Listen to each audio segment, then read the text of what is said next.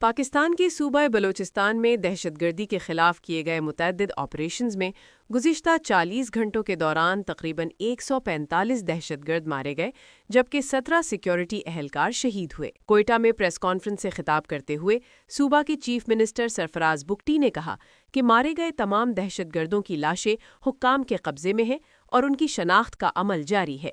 ان کے مطابق دہشت گردی کے خلاف کارروائیاں شروع ہونے کے بعد 2 دن سے بھی کم عرصے میں ہلاک ہونے والے دہشت گردوں کی یہ سب سے بڑی تعداد ہے۔ وزیر اعلیٰ نے بتایا کہ جھڑپوں کے دوران قانون نافذ کرنے والے اداروں اور سیکیورٹی فورسز کے 17 اہلکار جان سے گئے۔ اس سے قبل پاک فوج کی جانب سے جاری بیان میں کہا گیا تھا کہ مختلف انسداد دہشت گردی آپریشنز میں 15 فوجی اہلکار اور 92 دہشت گرد ہلاک ہوئے۔